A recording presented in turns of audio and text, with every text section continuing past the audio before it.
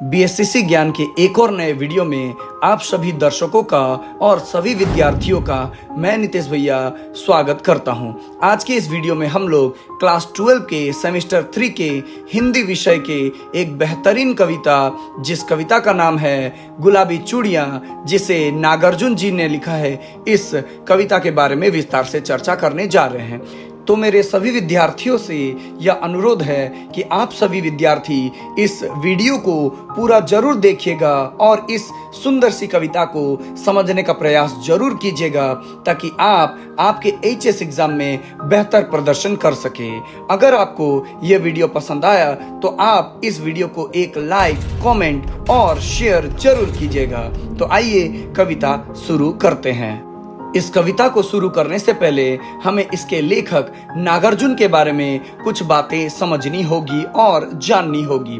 नागार्जुन जी का जन्म 30 जून 1911 ईस्वी में ज्येष्ठ पूर्णिमा को वर्तमान मधुबनी जिले के सतलखा में हुआ था। नागार्जुन जी का असली नाम वैद्यनाथ मिश्र था, परंतु हिंदी साहित्य में उन्हें नागार्जुन तथा मैथिली में उन्हें यात्री नाम से जाना जाता है। गुलाबी चूड़ियां कविता उनकी प्यासी पथराई आंखें काव्य संग्रह से ली गई है और यह कविता 1961 ईस्वी में प्रकाशित हुई थी।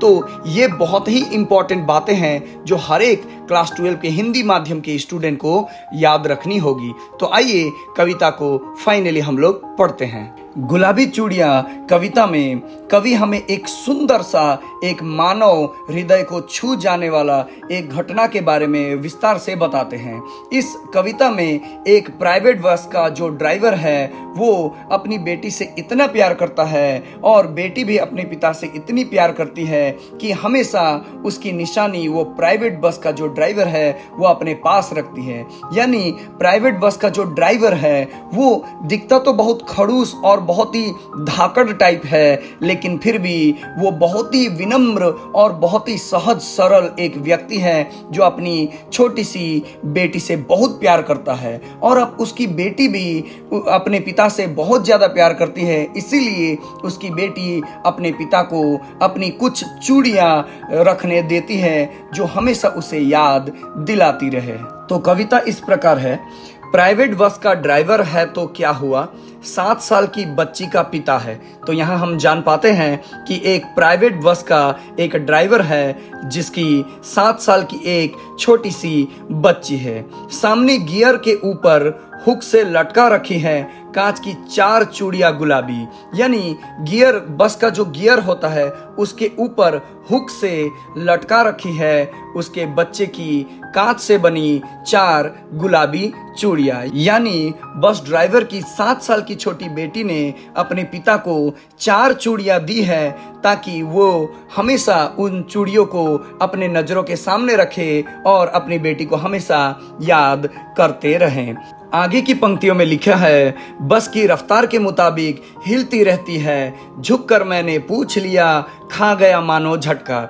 यानी कवि कहते हैं कि वो जो 4 गुलाबी चूड़ियां जो उसने गियर के ऊपर लटका रखी है वो बस के रफ्तार के मुताबिक इधर उधर हिलती रहती है। यानी बस जब धीरे हो जाती है तो भी हिलती है और जब बस तेज रफ्तार से चलती है तब भी वो गुलाबी चूड़ियां हिलती रहती हैं। कवि आगे कहते हैं कि मैंने झुककर ड्राइवर से पूछ ही लिया कि ये जो गुलाबी चूड़ियां है ये आपने यहाँ लटका कर क्यों रखा है। तो ये सुनते ही जो बस का ड्राइवर था वो झटका खा जाता है। झटका यानी वो चौंक जाता है कि कोई पैसेंजर उनसे ये सवाल क्यों पूछ रहा है। आगे की पंक्ति में कवि कहते हैं, अधेड़ उम्र का मुच्छड़, रोबीला चेहरा, आहिस्ते से बोला, हाँ साहब लाख कहता हूँ नहीं मानती है मुनिया, टांगे हुए है कई दिनों से अपनी अमानत। तो वो जो अधेड़ उम्र का यानी एक जो बुजुर्ग टाइप या बड़ा हो चुका यानी अधेड़ उम्र का, मुच्छड़ यानी मूछ वाला,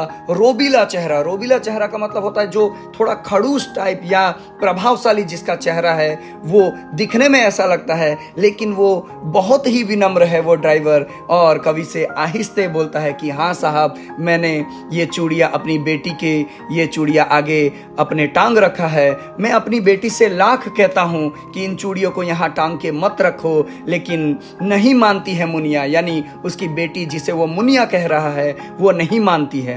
टांगे हुए हैं कई दिनों से, यानी यहाँ पर बेटी ने कई दिनों से ये चूड़ियाँ टांगे हुए हैं, यानी अपनी अमानत को मेरे आंखों के सामने मेरी बेटी ने यहाँ टांग के रखा है। यानी उस 7 साल की छोटी बेटी ने अपने अब्बा यानी अपने पिता के नजरों के सामने अपनी ये जो अमानत है, अपनी ये जो निशानी है वो टांग के रखा है, ताकि उनके अब्बा हमेशा अपनी बेटी को यानी छोटी बेटी को हमेशा याद करते रहें। तो बस ड्राइवर आगे कहते हैं, मैं भी सोचता हूँ क्या बिगाड़ती हैं चूड़ियाँ, किस जुर्म पे हटा दूँ इनको यहाँ से। तो बस ड्राइवर जो पिता है वो कहते हैं कि इन चूड़ियों ने मेरा बिगाड़ा ही क्या है, ये टंगी हुई है मेरी बेटी की याद दिलाती हैं, तो इन चूड़ियों ने क्या जुर्म किया है जो मैं इसे यहाँ से हटा दूं। इसीलिए मैं यहाँ पर रहने देता हूँ इन चूड़ियों को, और मेरी बेटी भी इसे देखकर खुश हो जाती है और मुझे भी हमेशा अपनी बेटी की याद आती रहती है। कविता में आगे की पंक्ति में लिखा है, और ड्राइवर ने एक नज़र मुझे देखा और मैंने एक नज़र उसे देखा, छलक रहा था दुधिया वात्सल्य बड़ी बड़ी आंखों में, तरलता हावी थी सीधे साधे प्रश्न पर। यानी कवि कहते हैं कि मैंने ड्राइवर की ओर देखा और ड्राइवर ने भी मेरी ओर देखा, और कवि कहते हैं कि यहाँ ड्राइवर की बड़ी बड़ी आंखों में दूधिया वात्सल्य छलक रही थी। यानी दूधिया वात्सल्य का अर्थ है ममता, यानी प्रेम, अपनी बेटी के प्रति प्रेम उसके आंखों में झलक रही थी, और उसके आंखों में एक सीधे साधे छोटे से प्रश्न पर कि ये चूड़ियां यहाँ क्यों टांग रखी है, उसके इस सीधे साधे प्रश्न पर, कवि के ये सीधे साधे प्रश्न पर उसके आंखों में एक ममता, एक प्रेम भर चुका था। ये देखकर कवि आगे कहते हैं, और मैंने झुककर कहा, हाँ भाई मैं भी पिता हूँ, वो तो बस यूं ही पूछ लिया आपसे, वरना ये किसको नहीं भाएगी नन्ही कलाइयों की गुलाबी चूड़ियाँ। तो जैसे ही कवि ने देखा कि ये प्रश्न करते ही कि गुलाबी चूड़ियाँ यहाँ क्यों टांग रखी है, अपनी बेटी को याद करके, अपने बेटी का स्मरण करके, जो बस ड्राइवर है वो भावुक हो गया था। उसकी आंखों में अपनी बेटी के प्रति जो ममता, जो प्रेम था वो छलक रहा था। इसके बाद कवि ने भी ये कहा कि मैं भी एक पिता हूँ और मुझे अच्छा लगा ये देखकर कि तुमने अपने सामने अपनी बेटी के 4 गुलाबी चूड़ियाँ, कितनी सुंदर कितनी प्यारी गुलाबी चूड़ियाँ यहाँ रखी है। इन चूड़ियों को देखो, ये इतनी सुंदर और इतनी मनमोहक है कि किसे नहीं भाएगी ये गुलाबी चूड़ियाँ। तो इतने में ही वो ड्राइवर और कवि का जो बात होता है, जो वार्तालाप होता है वो समाप्त हो जाता है। इतने में भी ये कविता भी समाप्त हो जाता है। तो आई होप मैंने आप लोगों को गुलाबी चूड़ियाँ कविता आसान भाषा में, बहुत ही सरल भाषा में समझाने का प्रयास किया है। तो आप भी इस कविता को जरूर समझे होंगे। यदि आपको इस कविता से कोई भी वैल्यू, कोई भी नॉलेज अगर मिला हो तो आप इस वीडियो को जरूर शेयर करें, लाइक जरूर करें, कमेंट जरूर करें, और जो भी स्टूडेंट इस चैनल पे नए आए हैं वो इस चैनल को सब्सक्राइब जरूर करें। तो मिलते हैं कि एक और नए वीडियो में, तब तक के लिए पढ़ते रहिए, सीखते रहिए। धन्यवाद।